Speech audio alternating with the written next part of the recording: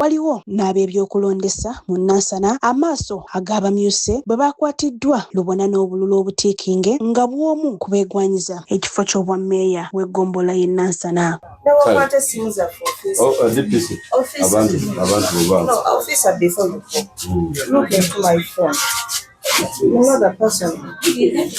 Bano okuli Rahula Nabukenya ng'abadde akola nga presiding officer, Angel Najjuma Pareta ne Diana Nalubowa abadde akola nga polling assistant. Okwatibwa kw'abakyala bano kiddiridde ab'ebyokwerinda okubasanga n'obululu obutiikinge nga bano be batemezza ku RDC Rwanga okutuuka mu Bunnambiro ne bakwatibwa ne batwalibwa ku poliisi y'e Nabweru. Bano basoose kwegaana era nga Angel Najjuma alabiddwako ng'asobeddwa n'atandika okwogera Oluzungu olutakwatagana wabula oluvannyuma Diana Nalubowa akakasizza ng'omusango ogwabasse mu vvi era n'alumiriza banne nti beebazze nabo.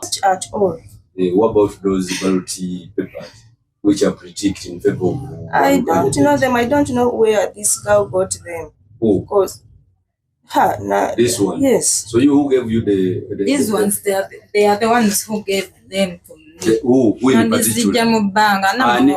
Ani mwenyini kuba nabo kuwadde. Amono yabaddayizo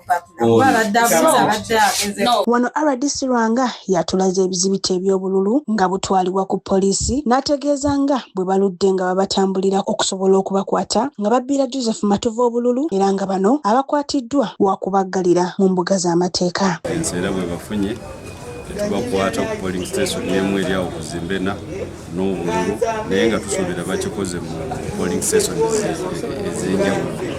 So bano abakwatiddwa nga bwe mubalabye poliisi eri mukola omulimu gwayo banaaba bamaliriza tugenda batwala mu kkooti.